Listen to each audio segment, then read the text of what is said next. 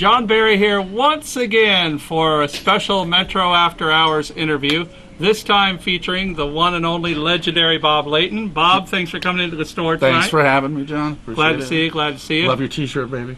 That's right, That's all the way, right He's there. representing, as they say. Represent Bob Layton. How about that? And Bob Layton's actually at the store today to represent Hercules, Twilight of a God, his new book. Plug, people. But actually, you've been associated with Hercules for a really long time now. Since the early '80s. Going back to I can tell. I joke that I do one every decade. You know, and it's like so. So this is the original Hercules, Prince of Power, which, by the way, what date was that? Let's see. Well, we can solve this right now. 1982. So it's been a while. Back when I was a little tiny. Well, I was a smaller version of John Barry. Okay. Anyway. And then this is the new one, of course, Hercules, Twilight of a God. But this was also the first miniseries, if I'm... Yeah, I beat Frank Miller's Wolverine by a week. Wow. Yeah, so it's like, yeah, mine actually came out first, the first actual comic miniseries. You got bragging rights on that. If you don't count Showcase, the old DC comic. Well, that's true. That was kind of every issue was a miniseries. Now, Hercules, Twilight of a God, for those that don't know, what's it all about? Well, actually, it was originally entitled Hercules The End, but Marvel doesn't want to do The End anymore because apparently they don't sell well. so we came up with a more clever title. But basically, after what? So how many years have I been doing this? 30 years. Quite some time, yeah, at least 30 years. 30 years of Hercules. I decided to wrap up the future saga. So these last 4 issues will be the conclusion of the epic that's taken place over my entire career at Marvel. So yeah, and so we will see these characters for the last time. Now, Bob is also really well known for this character right here. Well, more so than for Hercules, actually. Well, yeah, that's true. Let's be honest. Iron Man, and of course, this book here is the legendary story, Demon in a Bottle. Demon in a Bottle, of course, is when Tony Stark just can't take it anymore, so he has to reach out and grab himself some alcohol. Yep. Unfortunately, he becomes a raving alcoholic. Fantastic story. In fact, I would say one of the top 20, 25 stories in all of comics. I'm not snickering about alcoholism. There's a guy crawling underneath the table. And I know people think that I was finding any amusement in that or whatsoever. And of course, like I said, he's been very well known for Iron Man over the years. Of course, the silver and red suit. The Silver Centurion, yeah. Silver Centurion suit. Which made its first appearance in the Iron Man movies. Yeah, it did. Yep. That was the moment for me, and that it was like I could have left right after he puts that thing on. And you just got done with the Iron Man 2 tour. It was just a promotional tour for the movie and stuff like that. You know, there was the big premiere, at the El Capitan there in Hollywood, and then it was like interviews, and we wrapped it up in Las Vegas for the premiere there.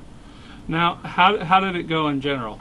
Oh, it was amazing. It was amazing. I had laryngitis for a month. Jeez. You know, it's like, but like I said, it's been a great experience to be associated with this my entire career. It's like I had a conversation in Chicago. I was there for a part of the tour as well, and I was talking to a friend of mine that's in the comic biz, and I just said, not every cartoonist gets a chance to have their name associated permanently with a character. Yeah. And it's kind of like, it's like with, Neil Adams and you think Batman and stuff like that. And, and so, I mean, I feel really fortunate that, because I also, my passion for the character is unabated. Yeah. And over the 35 years or so, it's like, so I'm still very excited about the character and the movies, and the fact that my name in some small way is associated with that is the highest praise I could ever ask for. Now, how do you enjoy the movies, both 1 and 2? Well, usually with popcorn. A little bit of soda, candy. So there you go. No, I think the movies. I would say. I don't want to sit here and do a review, John. It's like it was Siskel and Ebert here or something. At the movies, John and Bob at the movies. What am I going to say? You guys don't need me to tell you whether those movies are cool or not, right? Right, guys? They're cool, right? Without a doubt. I mean, I think the first Iron Man movie was probably the best comic to film movie done so far.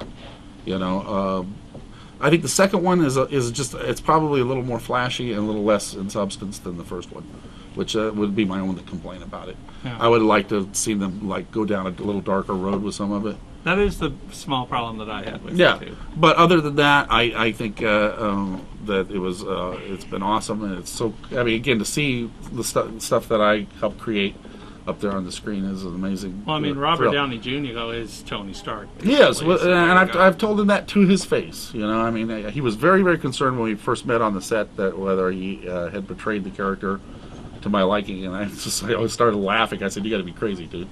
And I said, "You knocked it out of the park, man. You know, it's like you're the man. You're Tony Stark." You know? I remember sitting at Comic-Con when they showed the trailer for the first one, the original one, and the audience just freaked out at how great a job he did. I mean, just amazing. Yeah, and of course, you showed up for the second one on the panel there at Comic-Con. Yeah. They that was kind of a spur of the moment thing. You know, they just Robert pulled me up there. I mean, he and I.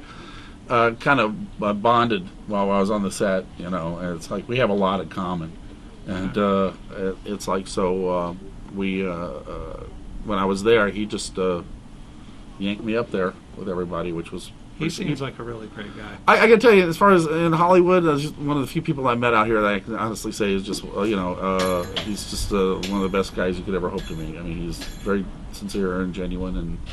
You know, he's got that intensity about him that you feel on the screen.